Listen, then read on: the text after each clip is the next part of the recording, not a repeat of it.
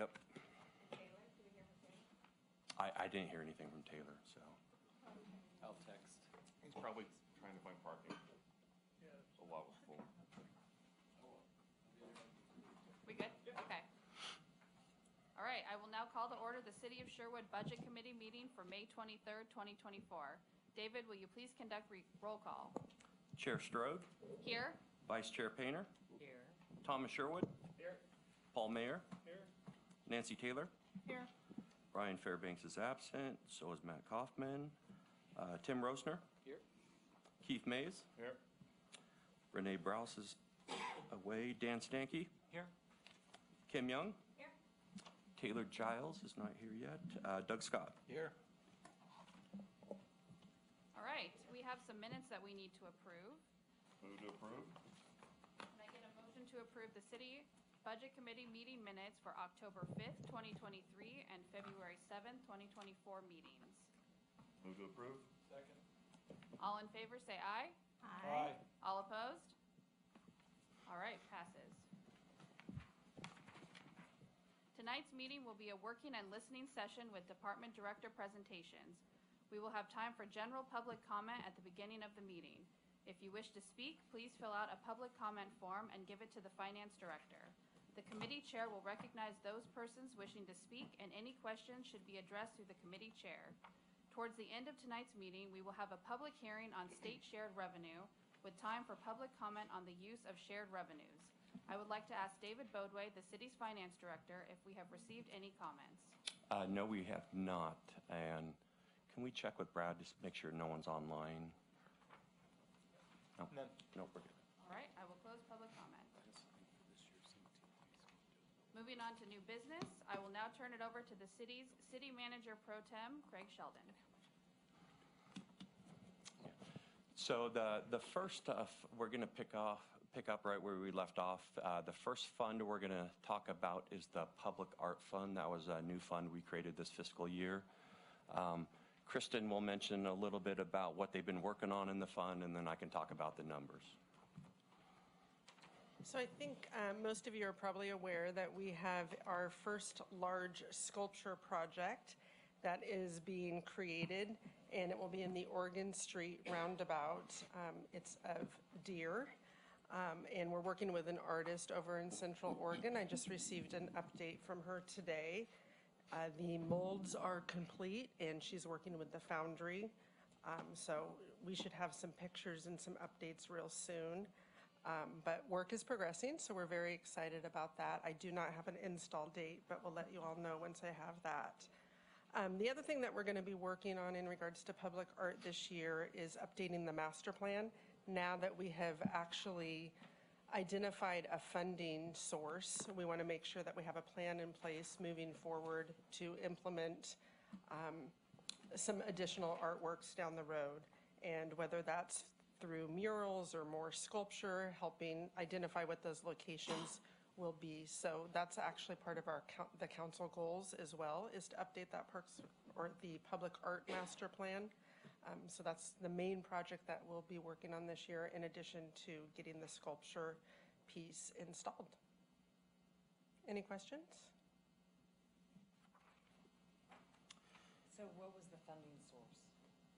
The funding, David, do you want to speak about that a little bit? Yeah, so the funding source is from the transient lodging tax dollars. That fund had been building up dollars over years, and now that when we finally had our first hotel here in the city, those dollars started to increase pretty significantly. And so that's the funding source. If you were to look at the financial aspect, that's where the revenue comes from. It's a transfer from the general fund. You know, we're transferring all of our transient lodging tax into the public art fund, and then from there some unrestricted dollars are moving to various funds. One is the public art fund, and another one is the economic development fund. But transient lodging tax dollars can be used. It's tourism related. Art is tourism related, and so is the art center. So Okay. We're going to talk about the TLT later, aren't we? yes. Okay, because that's... Yep. And so just looking at the financials, basically the $37,000 represents the percentage that is moving to this fund, and it's based off of how much we anticipate we're going to take in the transient lodging tax fund, which we'll get to. And what I did is I allocated at least all the $37,000 in available to spend, because I know the master plan was on council's goals and something that we're going to look at working on this year or next fiscal year. So, any questions on the Public Art Fund? The next fund is the Economic Development and Promotion Fund. I'll cover a little bit of this. Some of the goals is the complete an Old Town Strategic Action Plan. I know that's in the works right now. Encourage and facilitate approval of Phase 2 and 3 of the Sherwood Commerce Center. Development and recruitment of businesses to the Panatone Rock Creek Corporate Park. Bruce, our amazing economic development manager, is going to be attending some trade shows, kind of networking in the Portland metro area. And then just continue to work with existing industrial and retail businesses just to help them remain in the city and grow within the city. And you might see a little bit of activity now in this proposed budget compared to prior year, because when we created this fund, we kind of really had to develop a plan on how we're going to utilize this money. And Bruce, working with Craig, they developed the plan. When you look at like materials and services, majority of that consists of the Old Town Strategic Plan. The cost of that, some of that is housed in the general fund too. It's kind of sharing the cost to produce that plan. And then personnel services is part of Bruce's time, and part of his time is also in the URA, since he's focusing on kind of those economic development functions this upcoming year. And that $75,000 just represents the portion of unrestricted dollars that normally would have helped fund the Arts Center, is now helping to fund this, this Economic Development and Promotion Fund. Any questions on the Economic Development and Promotion Fund? 75,000 are you talking about? The $75,000. That's the percentage portion. So basically, we're transferring in the transient lodging tax dollars into the Arts Center, and normally the general fund funds 100% of the Arts Center. So now that frees up unrestricted dollars that now we can allocate it to one of council's goals of economic development and promotion. So this represents the portion when we had that work session that is to be distributed to this fund. That's right. The next fund is the Transient Lodging Tax Fund. Some of the goals is to continue to research and develop a plan to grow this tax program. I know there's eventually will be a second hotel built here in Sherwood. I think that might have been put. And a third. I'll take a fourth and fifth to help grow this program. But, you know, that's basically where most of the dollars come from. Yes, do we have some Airbnbs and folks renting out their homes? Yes, we have a little bit of that, but the majority of the revenue comes from the current hotel there.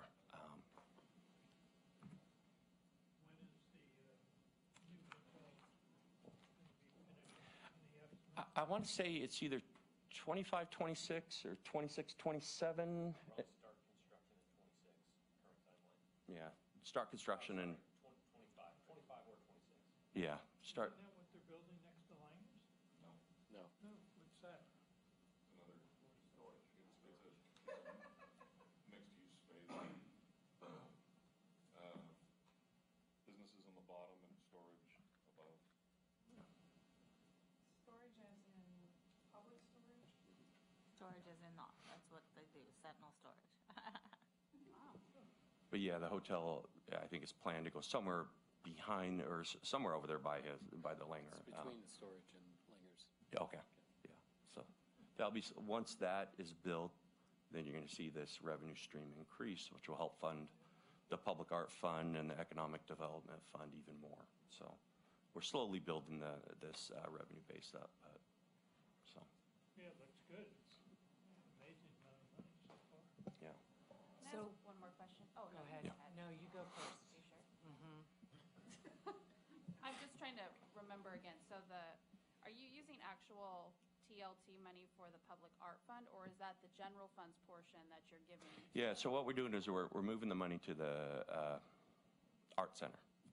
That's a tourist attraction. It brings in a lot of folks from out of town. It can be used for that. 30% of any transient lodging tax dollars is really unrestricted under the state law. 70% has to be utilized for tourism-related things or objectives. And so we're moving all that money into the public art fund, or the art center department.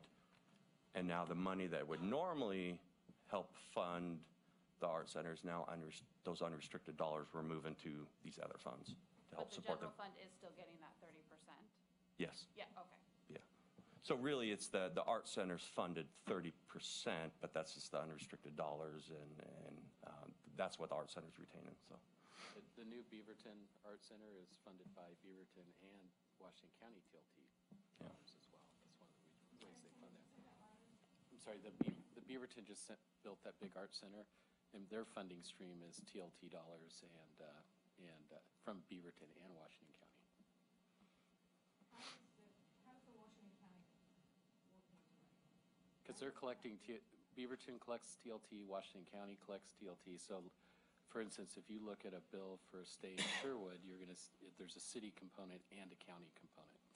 And Can when we you ask say them if- Washington County, you're really talking about Tualatin Valley? No, I mean, that's where they route it, but the Washington County has a 9% hotel tax that they collect countywide, and then they allocate whatever percentage of that to their tourism fund. Some goes there, some goes direct to other stuff, but yeah. But Tim, are you saying that Beaverton is getting a majority of that? I don't know the exact numbers. No, but there- that's one of the ways they fund that. There's a little mechanism, and I believe Beaverton is the one that uses to where we have a set percentage we can charge here that was voted on and passed here through the city, that the city charges a percent on lodging. You can temporarily raise that rate to build a specific project like an art center is in what Beaverton, that's how they funded the building of that project. But to be clear, David, you're not 100% right. The county, in their 9% they collect, they have pledged and have Allocated delivered part of that to run the art $1 center. million a year. Yeah. But for Beaverton. Correct. Well, and a lot of Washington County hotels are in Beaverton, I mean, also Hillsborough, but, so I guess I'm a little confused with the idea of, I mean, whenever I look at the TLT, I mean, I think we might be pushing a little bit that the art center is a tourism completely related facility, but, it's also supposed to increase, I mean, how it states is promotion of tourism. And how many other cities have chosen to do 100% back to the city in some facility or format? It just seems like a lot of cities around us actually support other organizations that do more tourism promotion. Well, it's amazing, the Arts Center, they bring in a lot of folks from out of town, a majority of their program. They bring in Yeah. a lot of people from out of town. They also have a lot of programs that support within. Each city does approach their TLT differently, without a doubt. But is our city the only one that has Oh, done sure 100%? not. I'll look into that. It just doesn't seem like, I don't know, that it's as So the transparent as it should. my understanding is the TLT restrictions say the money, the 70%, 30% can be spent on whatever, 70% can be spent on anything that falls within this list of things. It doesn't mean you have to spend the money on all of that list of things.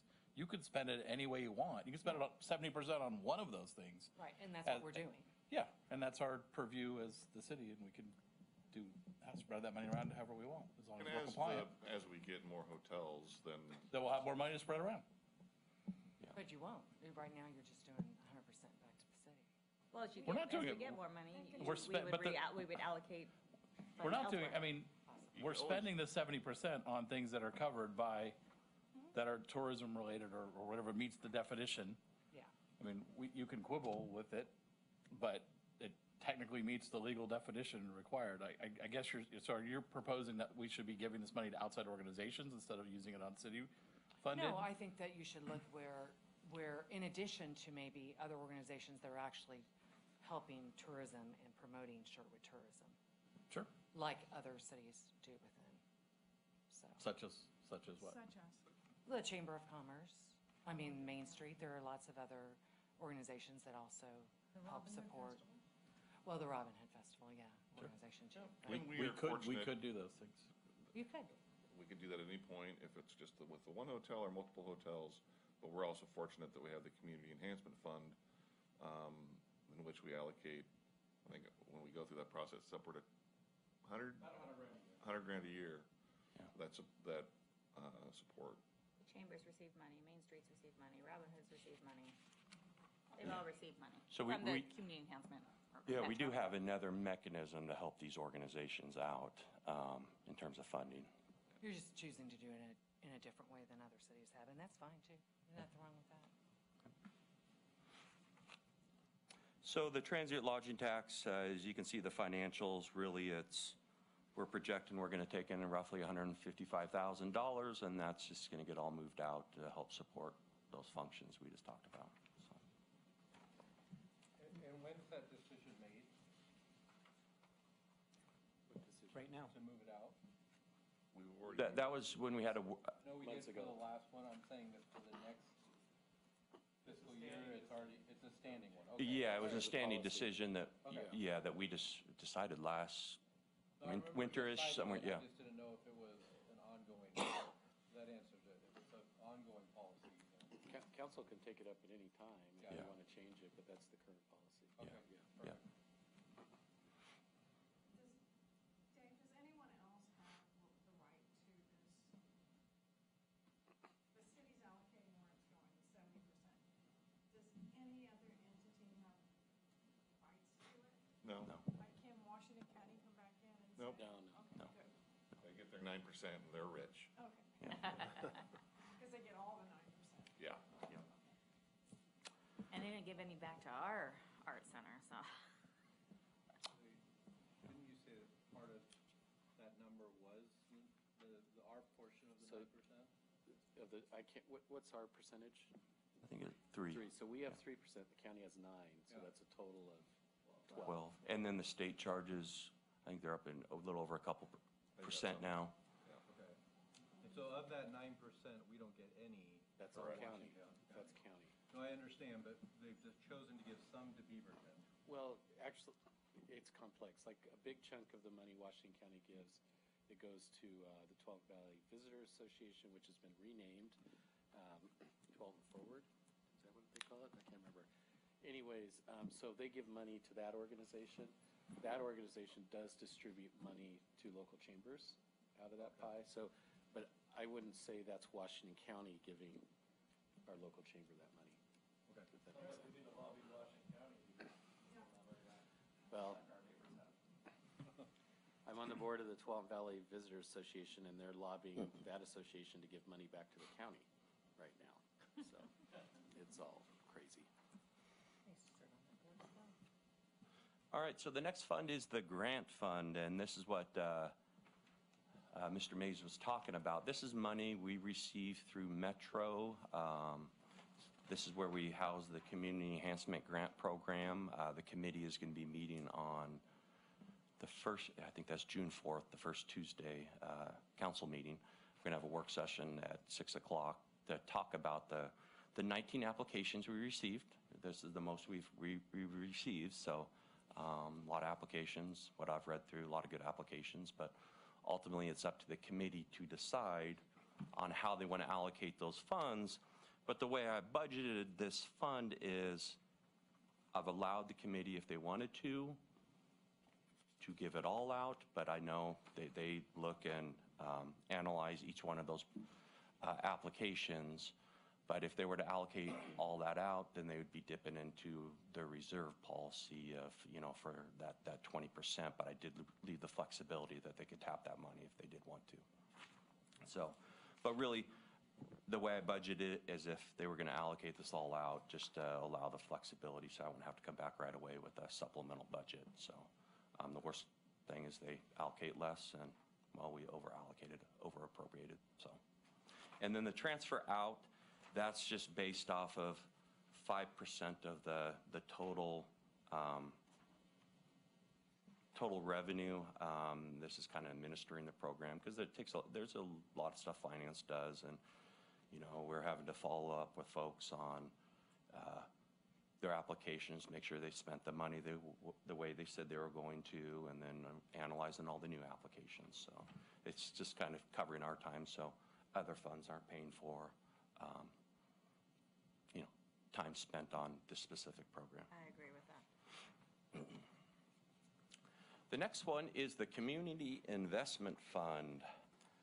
I don't know if you recall, this was a fund that was set up in prior year. A decision was made to use all the American Rescue Plan dollars to help support public safety, which freed up unrestricted dollars, which we moved over to this fund just to help support projects that the city wants to undertake. You might look at this fund and say, because we are going to get to some other funds where other funds are borrowing from this community investment fund, but they're going to be paying back over 10 years. And you might look at this saying, okay, why is there only $250,000? The $250,000 represents the career cycle planning for the police between this current fiscal year and next fiscal year. We're anticipating all those dollars will be spent. But the way it works, and I'm going to talk to you a little bit about accounting, there's various bases of accounting we have to report in the audit report. Under GAAP, when we loan money, it's just a balance sheet transaction. We're reducing the cash, and we have a receivable, and the fund getting the money is increasing their cash, but they have a payable. But Oregon budget law allows us to record this as loan proceeds in the fund so they can actually spend the money on the projects they need to.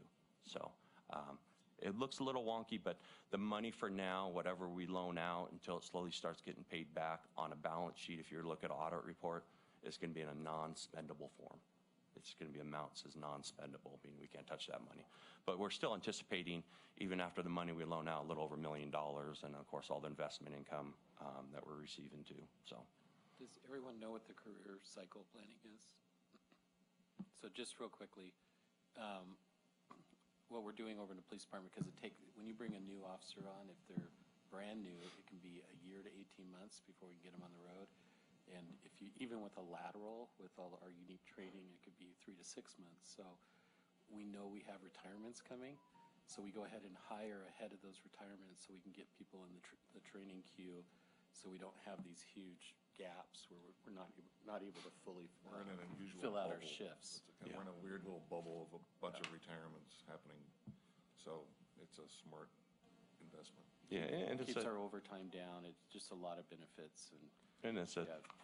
challenging field to hire for across the United States. Yep. And then there's always, as the mayor was saying, you hire an officer, you got to send them the training, but they might not make it through, and so then you start the investment over, start the recruiting over. So it's really planning for those future retirements so we don't have a gap in officers patrolling the streets and keeping us safe. And David, correct me if I'm wrong, but because theoretically it'll save on overtime and some other issues like that, so this number might even be lower when you really think about it. Yeah. So. It also will reduce or prevent gaps in service. And prevent Correct. gaps in service, Yeah. 100%. And that's why we talked about in October coming back and reanalyzing the fund balance, what additional carryover we might have, because I know there's that sergeant position we were discussing. And with that, it's going to be now the Craig Sheldon show. We're going to start with the street funds. Street ops is the first one. All righty, so street ops, One thing I just want to point out in street ops is the repainting of the Old Town street lights and appurtenances downtown here. That's a chunk in there this year. And then the other thing I want to point out on the performance measures is council set a goal when the city went to a street maintenance fee several years ago of an 80 PCI, and we're still staying above that with the street maintenance. So Fantastic. We are unique in the region for having that quality of street. So really what the PCI, I think I've explained this before, but it's a 0 to a 100, just like in school, an A to or an F to an A. So we got B streets here, and a lot of cities out there are down in the 70s and the 60s. But so we got, if you were rating it, there's a different criteria in the rating, but it's we have really good streets here. So. Well, that's a county. That's a county road. County road. Yeah, there's different criterias. I just use an A to an F because it's easy to explain that way. So. And we've talked about this before. If you keep up on the maintenance, our long-term cost for these streets is much lower. I listened to a report from Multnomah County. 60% of their streets are failing. And one of the comments they made was what used to be their capital budget is now their maintenance budget is their capital budget. So we don't want to get there. Yeah, the Public Works Department spoils us here in the city. Yeah. All right. Yeah. One of the goals is sidewalk replacement program, but it's not on the performance measures. For 3 years, the Roy Roger or the Heron Ridge has been calling the department to get some grinding work done. We've got, I would bet, 40 different raised concrete areas in our neighborhood, and we don't even get callbacks anymore for the property manager that's calling. So I will check into that, but probably our city's broke up in quarter sections, and if we're not in a certain section during a certain period of time, then the grants are tied so many dollars to certain locations, right? So we go every 4 years around the city. We rate on every 4 years, so that could be some of the issue. We've already been by there. I don't know. I'll have to ask, but that could be the issue why they're saying that. I don't know about the callbacks, but I'll check in on that too. I can look through our maintenance management system and see when the calls come in. Our board asked me to bring it up. Yeah, sure. I am thinking that they did that section 3 years ago, because I got Was it? also get a bill along with it. They're doing the grinding. Yeah, it's a split. It's a split, is what it is. But I can. I think it was 3 years ago. So then. And I think you're in our call. Oh, maybe it's coming up again. Could be. It's coming up. Could be. Every 4 years it comes up. There you go. Really on this slide, just point out materials and services is up. Some of that's because of that goes up and down depending on the projects we have. And this year we have the street lights downtown and all the appurtenances, so it's up from last year. But that is also our slurry seal programs, which is part of the pavement management program, crack sealing, and any small repairs that we make to the roads. So really that's what that's about. The 750, the transfer out, 650 goes to the capital improvement plan, which is the road repairs, the actual overlays we're doing this year, and 100,000 goes into the traffic calming. So that's why it comes out of the operations side. So. And the revenue is really made up from state shared revenue. There's a little bit from the county for the county tax that they charge on the vehicles, but really it's gas tax and the state shared revenue for the vehicle tax. So. I hate to ask, but are we keeping the light posts blue? Yeah. Okay. Perfect. Yeah. So these are the capital projects. If you see the Sunset ones, the Meineke, the Schaumburg, those are, there's Trimble that's not up there, but those are in the ratings of in the low 60s to the upper 50s probably, and those are scheduled for grind and overlay this summer, and there's going to be some, they were also some of them were in last year's, but we're coordinating with the school when they're out of school to be able to do the project, and the gas company. One note I want to make on the capital is the Sunset Trimble crosswalk enhancement. We actually have applied for a Safe Routes to School grant. If we don't get that grant, there is not enough money in this fund to be able to do that. So it's tied to us actually getting the grant. So it's like $300, almost $400,000. So just so everybody knows, so we come back next year and there's no improvements if we don't get the grant, that's the reason why. And then you'll see on this slide, you'll see the transfer in that I was talking about, or the transfer in comes into the revenue side. Materials and services, any professional services we use, or any of the paving projects or street projects that are tied on this is captured in the capital outlay. And I believe the materials and services up because of some professional services we're using. That's correct.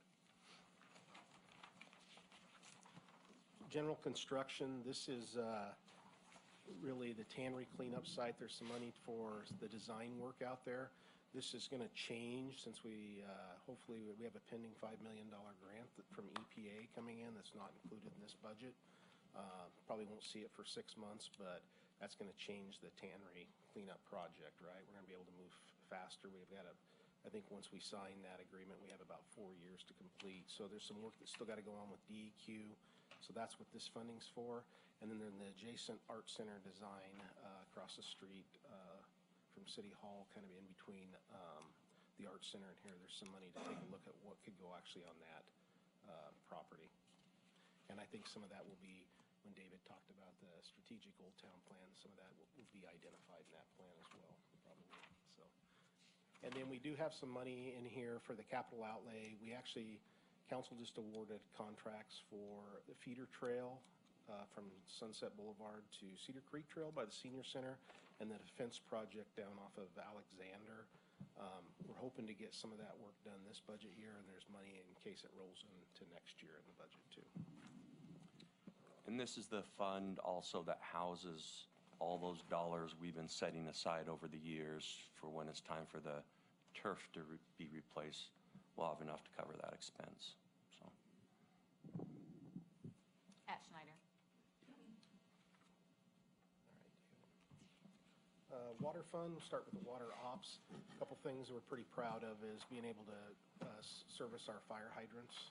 We do half every year, so they're on a 2-year program. And then our flushing program is to keep the water fresh, the quality of water. So one of the things on here is to complete a mandate of our water service lines, inventory of any lead or anything in the parts. So we'll be doing that. And one thing I would say is our active service accounts and our performance measures continue to go up a little bit each year, so that's a good thing. A question on that? Yeah. Super small, but I'm on auto pay and I sign up for the emails. I don't think I've opened up my water bill in like 3 years. I literally get it and I just throw it in the recycling bin. And like a couple years ago, Northwest Natural did it where if you did both of those, they stopped sending you a statement, and they said that it's going to cut down on being green and all this stuff. Has there ever been something with this Sherwood? I guess I can log in and try to find it. I just don't care that much. But I was just wondering, like, if there is. Don't we have paperless? Yeah, I thought we did. I had to look to ask, but there is a way you can Is there a way actually. you can just like force it on people? I can. For me, because I'm not gonna I don't even know my username and login. Might I have get the email, so I know like how much I'm gonna pay each. Like, Yeah. I don't want to. I want to ask first before Yeah. I answer, but It's I so think you small. have to approve it on your end. I'm on paper.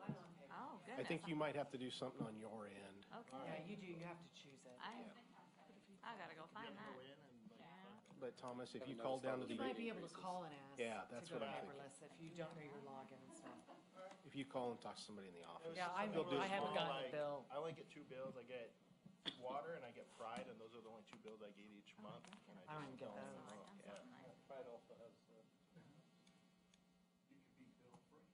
There you go. I would like to be bill free. Yeah. paper bill free. Depends on what my effort level. There you go. So, all right. We actually are moving some money around from the operations to the capital side. That's why you see a difference. from the 6.1 adopted last year to 3.6. Our operations side ending fund balance was pretty decent, so we moved it over in the capital side. Our goal was to, in talking with Craig, at least leave a year's worth of balance in there to cover, a year's worth of normal expenses. So that's why we moved 50% of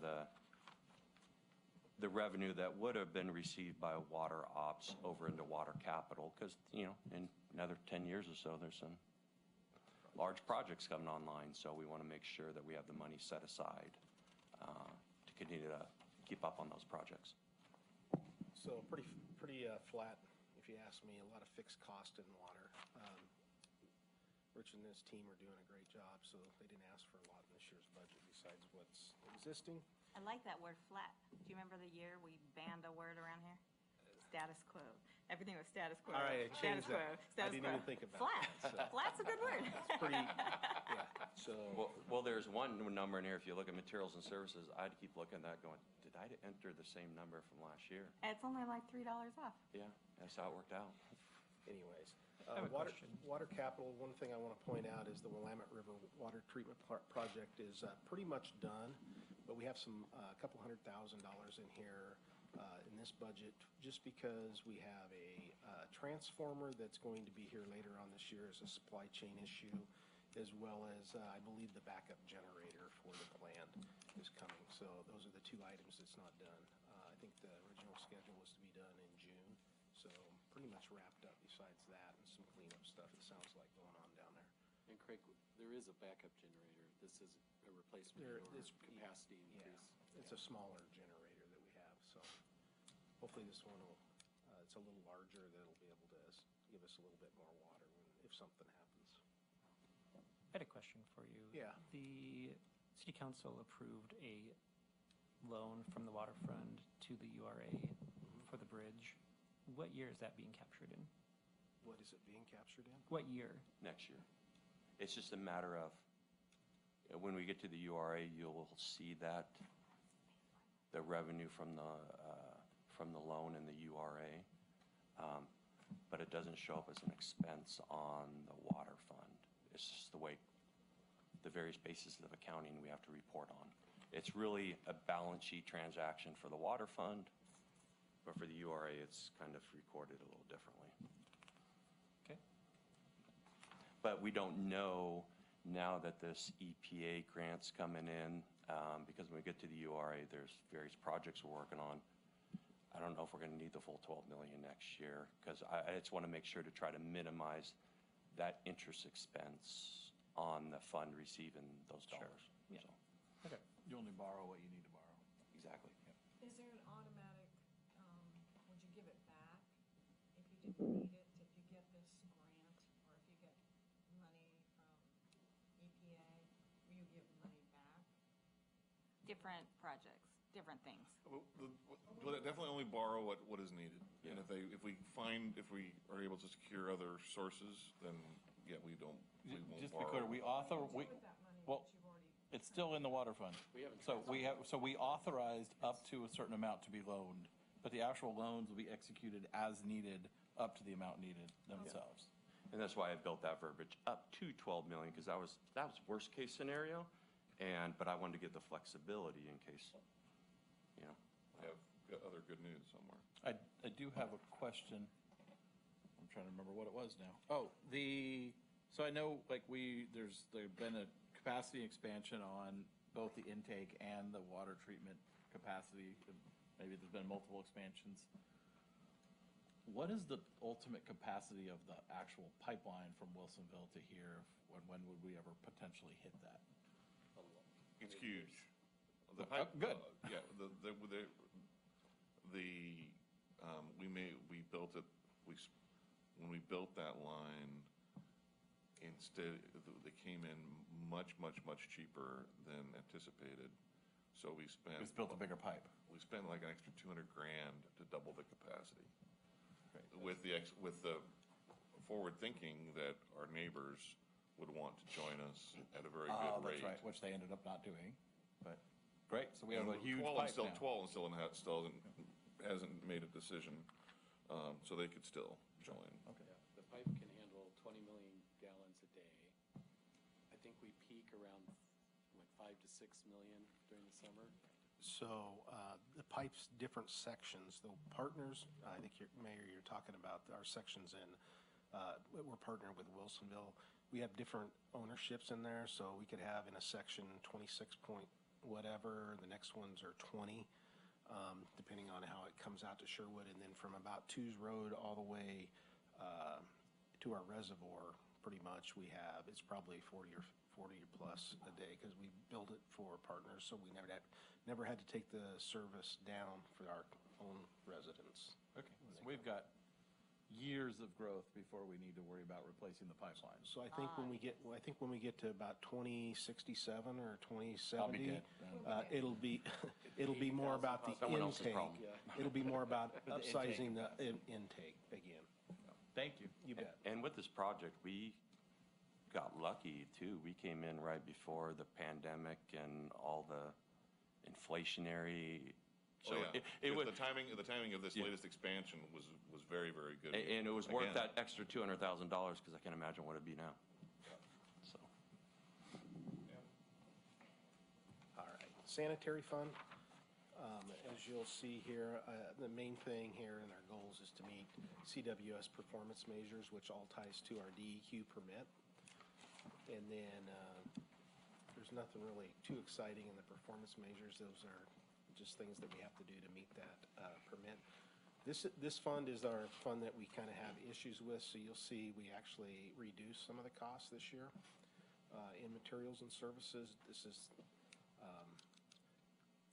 also the total budget for, it looks like it's reduced too, just because we need to actually pay back on a loan and some other stuff that we borrowed. So I think we just need to be counting every penny we've got because this is the fund that's in trouble.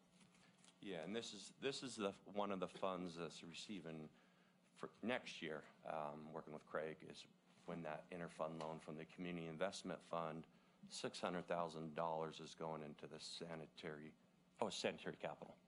It'll be Yeah. yes. Yeah, sanitary capital, but overall the sanitary fund, $600,000 is going to go in there to help with one of the projects, which Craig will get to here in a And second. it's an operational project of Schaumburg. It's just in our capital improvement program is what it is, but it's really, you can't spend SDC money on the project because it's operational and there's no capacity upgrade there.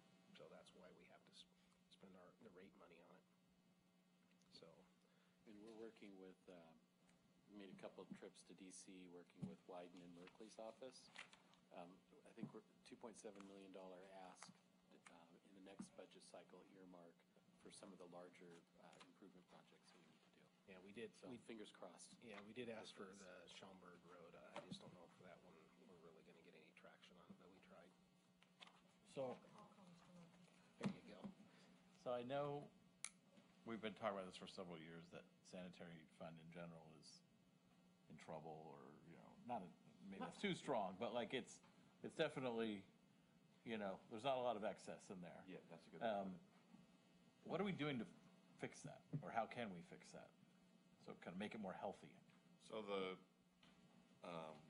City Charter Review Committee looked at this issue and made a recommendation to the City Council to conduct the study of updating the master plan to analyze the needs, so we could specifically then determine what is needed to make the fund healthy and present back the options of how to make that happen. Because right now, the 2% rate increase per year is not going to work.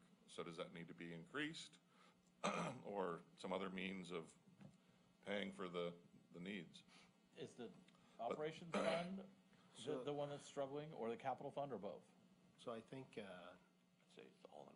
I would just say all, but I would say the biggest part of the operation fund, we have the money to be able to do, the 2% kind of covers the, if you want to say the CPI, it really hasn't covered with inflation high, but it kind of covers the staffing. The biggest thing is we're not able to put money away to make repairs on old pipe that don't qualify for SDC. We're just barely covering the gain. That's the issue we have. And so, and I get that, and what Mr. Mays said would potentially help address that over time. On the capital side, do we need to look at SDCs? Is there other things we can do to get that more healthy? So I think the big thing on the capital side is we'll undertake a master plan and the council goals. I think we're going to start the RFP next March is when that is, because we're doing the TSP sooner, and if we can't get a grant for that, then we're going to move stuff around. So when we do the master plan, there'll be a financial plan that'll come out with the SDCs, and instead of spending the money right now on the financial part of it right now, I think we want to capture all that so we're actually got good data for council to make a decision on that. But I do think the SDCs with projects and stuff, I think that Clean Water Service gets a lot of the SDC, and I think we need to actually look at how that separation is and what needs to stay with the city. Yeah.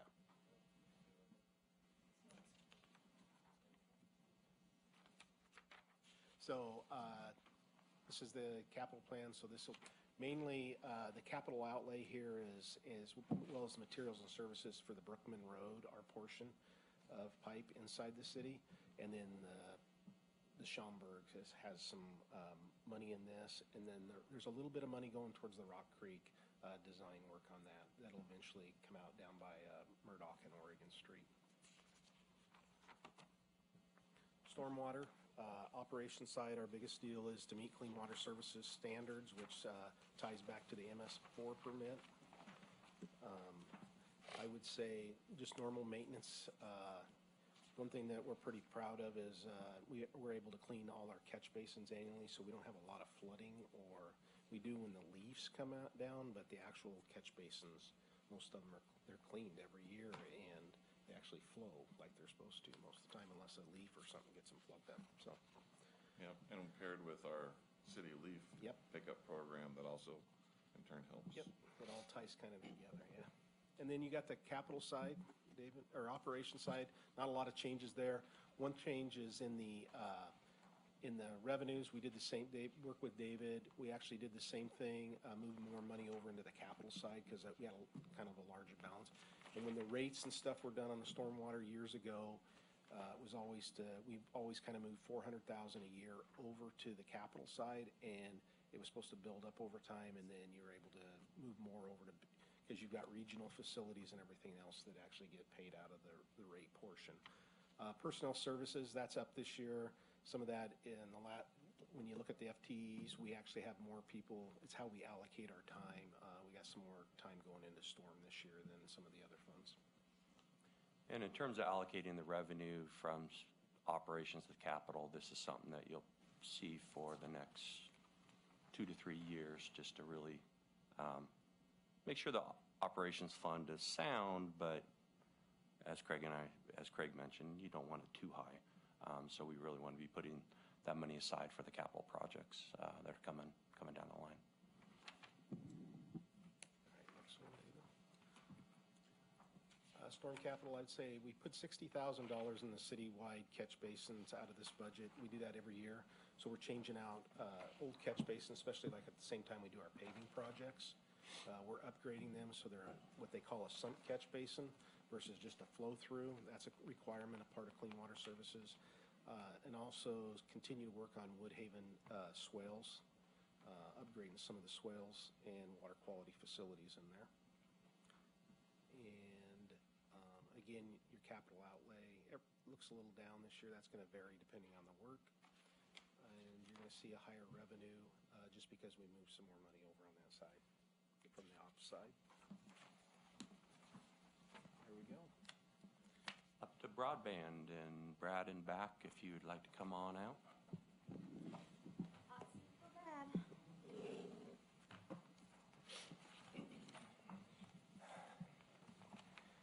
Good evening, Council Budget Committee. A busy year for Sherwood Broadband this year. We're obviously full swing into the fiber to the home project. We've now completed 9 of the neighborhoods that have as part of the fiber to the home project. This year we became fully staffed. That was probably a 3-year project to kind of get staff up to where we thought they needed to be. Growth has been great in the fiber to the home areas. Our take rates are higher than we think we estimated they would be and continue to grow. I think in my projections here, I said we'd be at 1,260 customers. We actually hit 1,270 today, so we've got another month in the fiscal year. We'll be over 1,300, I think, by the end of June. I think one of the nice things that I think I mentioned this last year is, we didn't have a lot of data to know what to project going forward. We've got 15 months now, and we're now starting to see trends of like what each month is going to look like, and we can kind of project what our install crews are going to be looking for as far as installs for the next month, what revenue is going to look like in the next month. So it's been nice to see some standardization on those trends month over month. So we've been very active in grants in the last actually 2 years. Some of you may have heard that we're finishing up a $1.6 million grant that's coming online at the end of this month, into next month. We just were awarded another $1 million grant.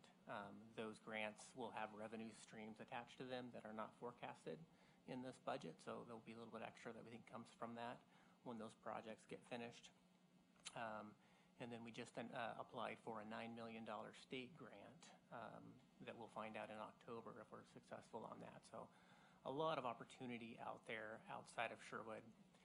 The plan is that those projects are all contracted out. They don't impact our in-town project. They are contracted with contractors. Our staff will do a little bit of oversight and project management, but we'll outsource that work. So, and then on the horizon is a $700 million worth of grant monies that are coming through the state as well. So we'll be active in those projects as well. Just technically, there's almost $1 billion coming from the feds for broadband infrastructure, and those programs are being administered by the state, is what Brad's referring to. So lots of opportunities to bring our resources here. And these are to serve unserved homes, largely in our rural areas. So, and surprising, there's a lot around Sherwood too. So we'll be active in that. We're always still looking for other revenue. Yeah. Brad, you said that you have 9 neighborhoods. How many in total neighborhoods are you counting? So in the fiber to the home project area, there's 16 left that are residential neighborhoods. So 16 plus 9. And then we had you guys may remember that we had a pilot project, so there's a couple little pilot areas as well. So, yeah. Those are all in the city? Those are all in the city. So there's 25 in the city? Yes. And we're doing those with our crews, and the projects that Brad's talking about, the grants, those will be done with contractors, so we don't impact that. Yep. And then just from a financial perspective, we're really just focused on the bare minimum for finishing the project in town. So a couple big things that we took away. We took away this year, we had an outsourced marketing firm. We brought that in-house with an in-house staff who's helping with the marketing. And then beyond that, it's really just operating materials to kind of finish the fiber to the home project. Yeah, I guess that's it. Answering questions? How are you billing? So it's part of the utility billing group. So they add if you are a customer, it gets added to your water bill. It's added to your water. Well, we call it the city Utility service, bill. city services City. bill. It's another line item on there. So let's say somebody loses their job and they're getting a city utility bill. Can they break out the broadband? Yeah. Can they ask you to bill that separately? I don't think anybody's ever asked that, but I'm sure we could find a way to separate them. Why would they need it billed separately? Because they may have to give up one or the other, and probably people would not want to give up water. But there's a Oh, right. line. Oh, they can have it It's removed. month to month. There's They no- can cancel it anytime they Sherwood want. Broadband is Yeah. a month-to-month service that has zero obligation. You can cancel it anytime. And if you are in financial stress, you can contact the city, both for all services to get support. Yep. And I love the fact, I'm a broadband customer, and of course, water. I only have one bill to pay. Me too. Versus 2 bills. So it streamlines the process a little bit. Nancy, there was a federal program called ACP, the Affordable Connectivity Program, that gave people who qualified a $30 stipend that we leveraged. We had some members using that. The feds failed to refund that, so it's going away. But there's another program called Lifeline, and the state's working on a replacement program. And then on top of that, Brad's working on a low-income option internally too. We just launched a $30 a month plan. So under that ACP program, that was free internet if you qualified. So we're really hoping they bring something like that back because that really reduced the barrier for a lot of people. What's the $30 plan? 100 meg. So, and with the outside the city projects, is there some idea as to why, as a city, we would be doing these? Other than, I mean, the grants, obviously, are those more than paying for them? Are they sustainable projects that are going to help fund operations going forward, or things like that? I mean, absolutely. The revenue stream will help the operational budget of the utility, but it's not impacting our speed of delivery for our in-town projects. So it was really important to council that we don't impact the in-town project for these rural grants. The other thing is that these rural projects, building rural is really expensive. I mean, to build to a rural home sometimes is $10,000, $20,000 a passing. You can't sustain that. You could never build that with your own dollars. You have to have grants to do it. So we're at an unprecedented time right now where there's a lot of money available, and we provide broadband service, so it would make sense for us to go after those. And I suspect the take rate out in the rural areas is probably going to be pretty good because they don't have any options. I mean, they're still using like dial-up DSL at some of those homes. So, yeah. So they just have limited options. But if I do a long run, 5 miles out into, the boonies, houses that are along that way should be cheaper though, right? Along that road where you could, tap into. Absolutely, yeah. When we build a line, we plan on serving houses on both sides of that, So, and we're looking for areas that are dense so that we can kind of, capitalize on serving the most amount of people with the least amount of fiber cable. Great. Thanks. So, Thanks, Brad. Any questions? Is just one more. The amount that's left for reserved for future years is just under $5,000. We're going to need some, yeah. I think we're going to work with council to kind of come up with some funding options for the other years that are remaining. Okay. So, I think some of that's already in the works, Dan, because some of this is part of the URA in those locations, and by us having a team come back together to see the borrowing and some of those options. So I would say probably in the next few months, we'll be back to council to talk about that, so. Okay.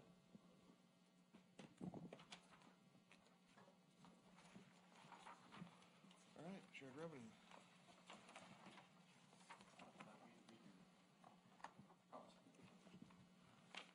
I will now open the public hearing on the use of state shared revenue. The purpose of this hearing is to provide the public with an opportunity to submit testimony concerning the possible uses of state revenue sharing funds for fiscal year 2023-2024. Shouldn't it be 24-25? Yes. Sorry, 2024-2025. The order of business we will follow in conducting this hearing will be a quick presentation by the city's finance director, receive public testimony, questions from the committee. The hearing will then be closed and no further testimony will be received. Then discussion by the committee. I will now turn it over to David. Okay, so state shared revenue. If you would look at your slide, you see this estimates. The League of Oregon Cities puts out a report usually every February, and it kind of guides you on what you can expect in terms of state shared revenue. This is kind of a little snippet, a little snapshot of something they provide in their report. The population for the city of Sherwood was certified on December 15, 2023 through Portland State University. So we have 20,868 residents. And that state shared revenue is based off your population, is kind of how the calculation works. So if you look at all the revenues in the general fund, 18.8 million, you can see 45% of that is property taxes. But where this state shared revenue is kind of recorded or kind of commingled is under intergovernmental revenue. This year, I projected that we'll receive a little bit less than what we initially budgeted last year because the state did over-project the liquor tax revenue that they were going to receive. So I brought that down, and based off of their recommendations and calculations, I think I budgeted about $15,000 to $20,000 less than this current fiscal year we're in. And it kind of shows that this graph shows the breakout, the marijuana tax, the little over 90,000, which goes to the public safety, the police, to help them support their budget. And is what we told the voters we'd do with that money. We get a little bit in cigarette tax. That's been kind of declining a little bit. And then we have the liquor tax and some other state shared revenue. But that makes up that $805,000, which is recorded in the general fund.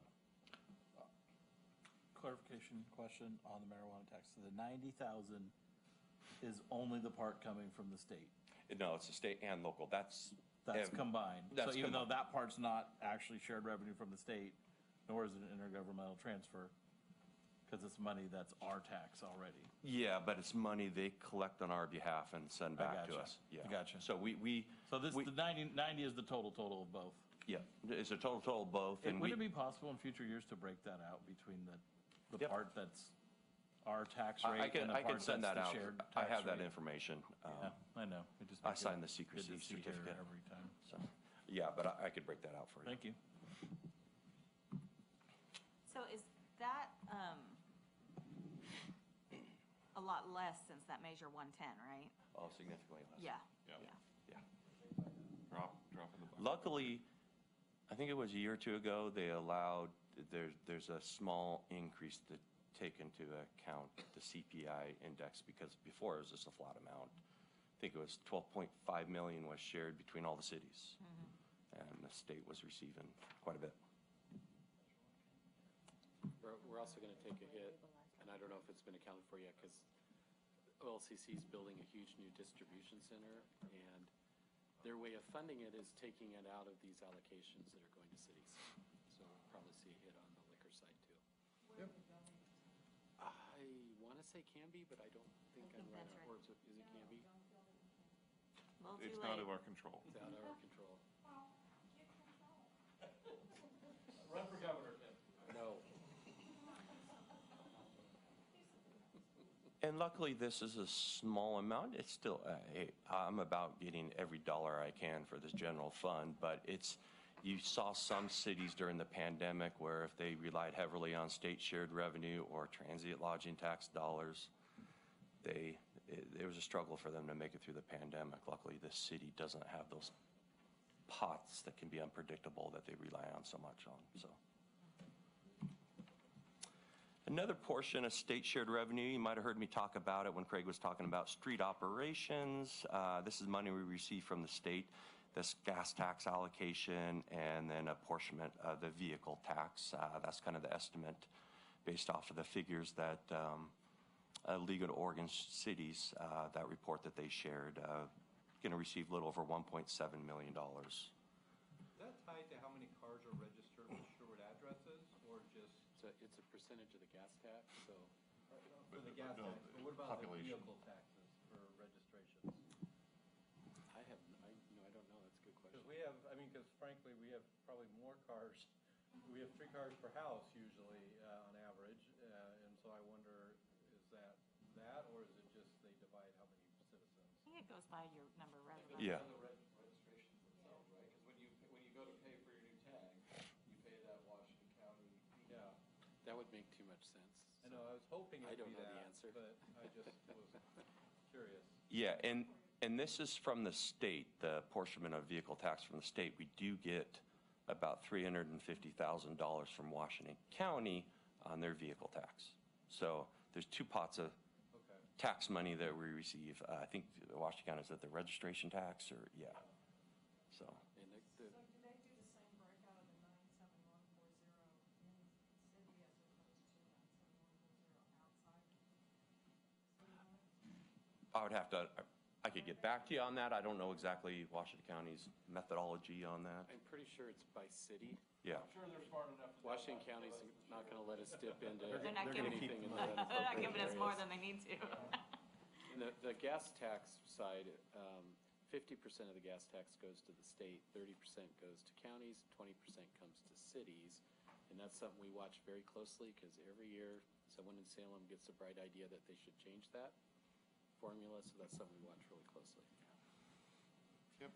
So I also want to remind people to use their mics because I just got some feedback from people listening from home that can't hear us. So let's talk about the use of state shared revenue. So that first bucket of money, whether it was the liquor tax or it was the cigarette tax or marijuana tax, these are combined in the general fund under non-restricted dollars, except for that marijuana tax, because that the voters approved, but it's going to go to help fund public safety. But they support general operations, and just I kind of listed out a few of the things they support. Like I said, public safety, administration, community services, facilities, community development. Like I said, it's not a lot of money, but it does support all these various functions. The gas tax and the vehicle tax, those are more restricted and can only be used for expenses related to streets, such as paving, streetscapes, slurry seal, which helps keep those roads to last longer, equipment and personnel. So with that, I need to open it up for public comment, or I'll turn it back over to you, Katie. All right, do we have any other questions from the committee? I have a clarification on the marijuana 2 buckets, the 3%. Not both of them were allocated for public safety. No, both. Okay. I mean, we weren't. no, The correct. city portion. Yeah, the city portion is allocated to public safety, but when you look at the $6.5 million police budget, that $90,000. No, I understand. Yeah. I just didn't want the public, Yeah. Only the 3% is what the ballot measure obligated us to give to public safety. And in general, it all goes in the general fund and pays our police anyway. Yeah, the money that the state collects on our behalf, that's more unrestricted. Yeah. All right, David, are there any comments or testimonies? No, there's not. Anything online? Brad, is there anybody online? No. We need a little All bit. right. No. And I will now close the public hearing on the use of state revenue sharing. And with that, I'll open the floor for discussion among the committee on the budget as a whole.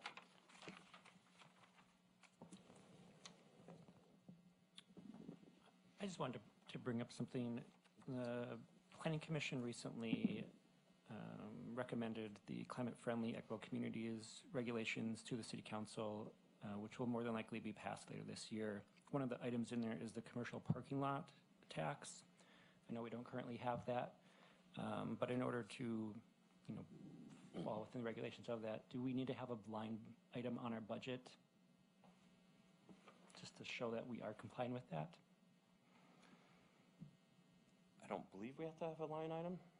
I mean, there's nothing to report. We don't have one of those. So Right. normally, because we submit this to GFOA, if I have lines in there that show zeros, they're going to write me up. They're that picky. Okay. But if it's something that you would like me, It's Yeah. nothing that exists today. Yeah. It's nothing that's been considered by city council yet. So really, for the proposal, it wouldn't be appropriate. Fair enough, If yeah. the council does go support planning commission's recommendation and adopt such a thing, then it would require a supplemental budget later in the year. and then we can create a line item for it. Or at such time when we After the actually had a fees. commercial parking lot that would be subject to taxation.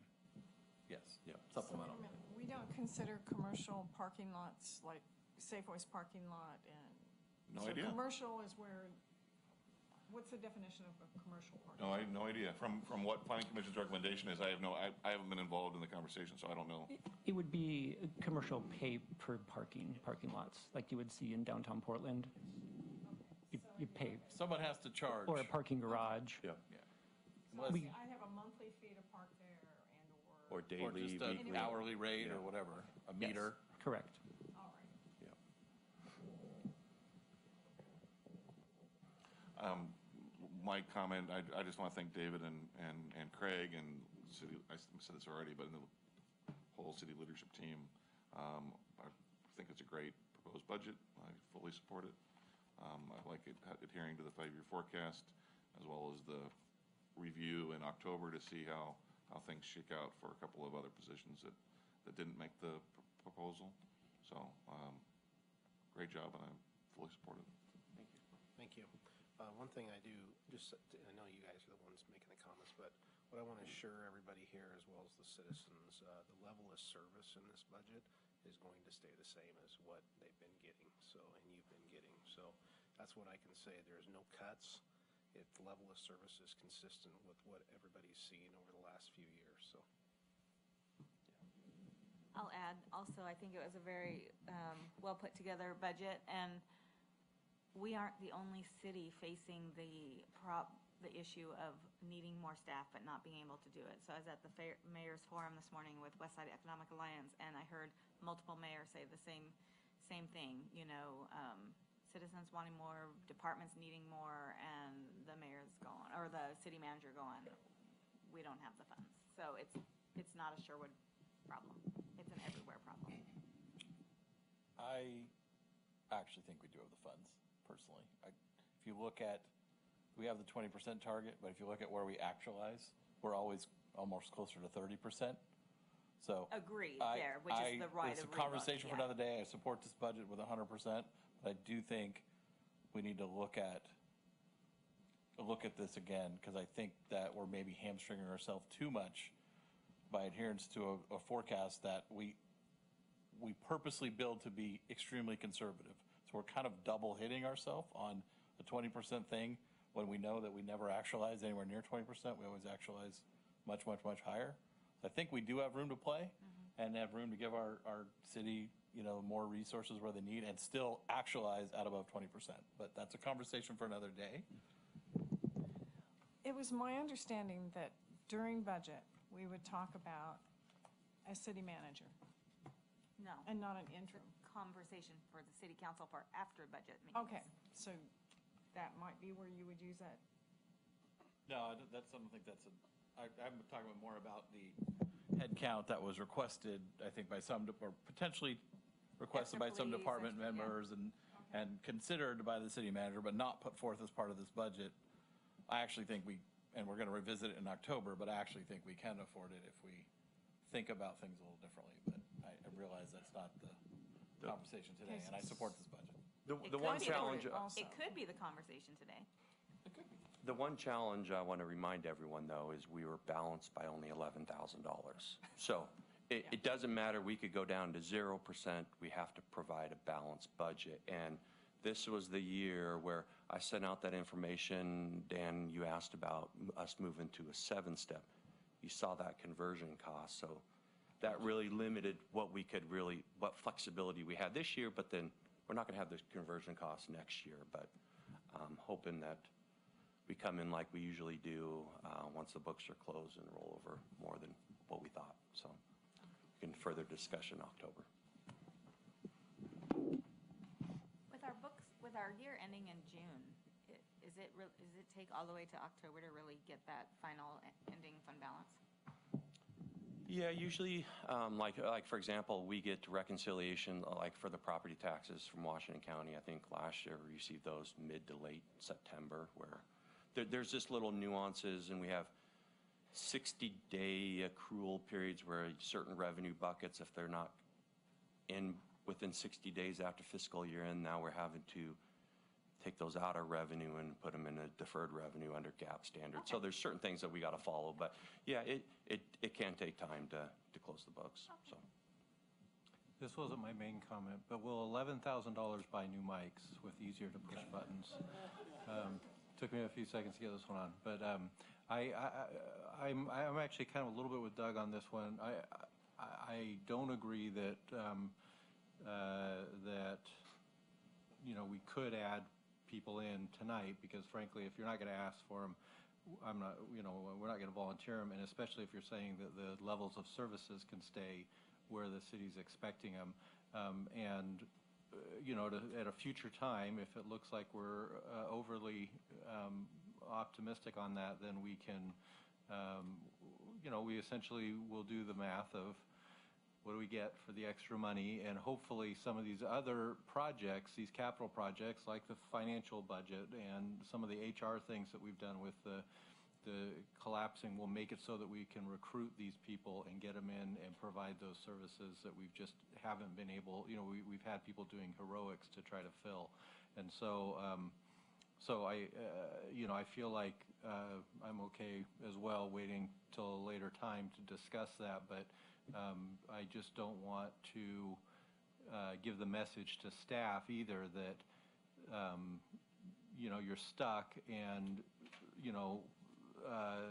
if they see a better way to do something and we can justify it, then let's talk about it in October for that budget. Anyway. Sure. I think that's really good. I just want to make sure we're bringing a balanced budget, meeting the 20% in 5 years, what you guys have asked for, and really the conversation about the 15 is for, year 4 and 5, right? We stay with the 20% right now. And I wasn't going to bring in a budget that was dropped below 15% at year 4 and 5. So that's why you see what we put together for you. The team worked hard on that. Yep. Yeah, because I mentioned at the first meeting where this current budget, where I think it was like $191,000 addition, will change that chart by 1%. So you add 191,000. That percentage is going to go down 1%. So it's really sensitive to any kind of additions or increases. So I have two comments. I just want to address that a little bit. I just want to, for people listening, just make sure we're kind of mixing things, because Doug's right. We're ending with a healthy ending balance. But, we have trends that we're dealing with, in terms of our property tax increases are capped at 3% plus growth, which is usually around 4.5%. Inflations and wage costs and benefit costs and all that are driving at a faster rate. And I think that's every time we do that 5-year forecast, we see this line going like this. So, but the 20% we talk about is where are we at in 5 years? Because as you were pointing out, David, a $1 problem today is a $5 problem in 5 years. Now, that's not to say, as we get better at this and get more refined and think about how we do that forecast, there's not room to move. I agree. I'm just making this up. If we're averaging 3 to 4 open positions a year, maybe that's something we think about in our budgeting, because we're always going to have open positions, right? Mm-hmm. So, not in our budgeting, in our forecasting. Right. So I think we're getting better and better at this, and as we get better, I think there's ways we can refine how we do that forecast. But the cautionary side of it is, in talking to my peers out in the county, we're one of the few cities that is not facing deficits and budget holes. And a lot of that is due to the good work of this committee, past councils, and this council, and just being very conservative in our budgets. But I don't disagree. We just have to be very thoughtful and meticulous and deliberate about how we do that. And then my last comment, I just want to say this is, in my opinion, the best budget prep I've seen in my, 6 or 7 years now. The staff did an amazing job. Craig, David, Kristen, everyone, wonderful job, great presentation, good information, and it was the right level of information too. We weren't overloaded with details, but there was enough there that we could understand it and ask good questions and make good recommendations, so thank you. Great.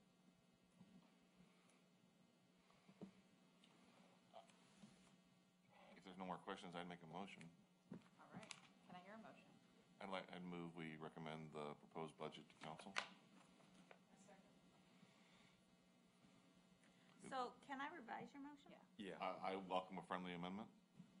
I would like to revise that motion to say that I make a motion to approve the proposed fiscal year 24-25 City of Sherwood budget with the tax rate of fiscal year 24-25 of 3.2975 per 1,000 of assessed value for operating purposes.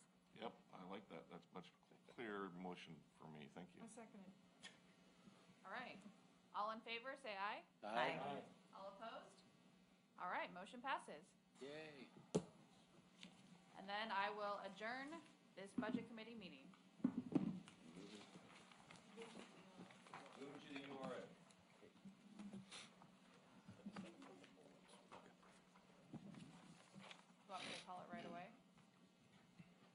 Does anybody need a break for a second? We're just, okay.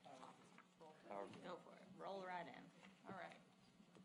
The next very complicated 7-page budget. All right, I will now call to order the City of Sherwood URA Budget Committee meeting for May 23rd, 2024. David, will you please conduct roll call? Chair Strode, Here? Vice Chair Painter, Here. Thomas Sherwood just stepped away, Paul Mayer, Here? Nancy Taylor, Here. Brian Fairbanks, and Matt Kaufman are both absent. Tim Rosner, I am here. Kim Young, Here? Renee Browse is absent, Dan Stankey, Here. Keith Mays, Yeah. Taylor Giles, Here. Doug Scott. I'm also here. All right, we have some minutes to approve. Can I get a motion to approve the City of Sherwood URA Budget Committee meeting minutes for June 1st, 2023 meeting? So moved. All in favor? All opposed? All right, motion passes. Tonight's meeting will be a working and listening session with presentations. We will have time for general public comment at the beginning of the meeting. If you wish to speak, please fill out a public comment form and give it to the finance director. The committee chair will recognize those persons wishing to speak, and any questions should be addressed to the committee chair. I would like to ask David Bodway, the city's finance director, if we have received any comments. No, we have not, and I'll check with Brad to see if there's anybody online. No one online. All right, on to new business. I will turn it over to Agency Manager Craig Sheldon. Thank you. Just a couple bullets as we go through this. The agency budget consists of two funds, a general operating fund and a capital project fund. The proposed 24-25 operation fund consists of personal services, allocated overhead, materials and service and expenses needed to administer the URA, debt service payments about 58%, and personnel services 29%. Also in this budget for capital projects consists of construction of the pedestrian bridge over Highway 99 at Sunset and Elwart, final design and startup of construction of Ice Age Drive, as well as the tannery design plan for mass grading. And again, this budget was put together before we know we have a pending grant coming, so that will change as we go through the year, I'm sure.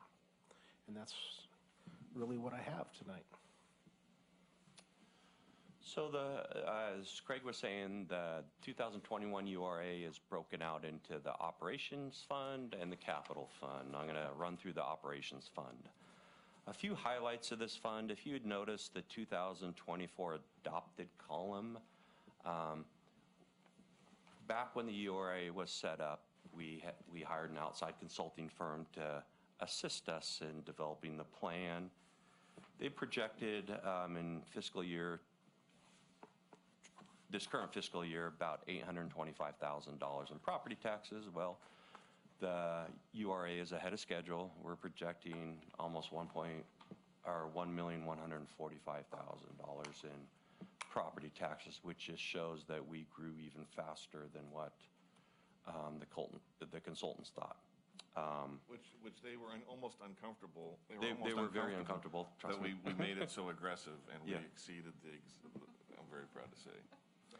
And so we could see a little bit of a slowdown, and I had projected a little bit of a slowdown just because there's not the big properties coming online, but that will be the following year with some bigger properties. But right now we are having this outside consulting firm, again, as Craig was mentioning a little bit when we were talking about broadband, looking at the plan, re-looking at our most important projects to really analyze everything so we can understand and know when that future funding can happen. Just, we got to plan out these projects because it's not something that we can just do in 6 months.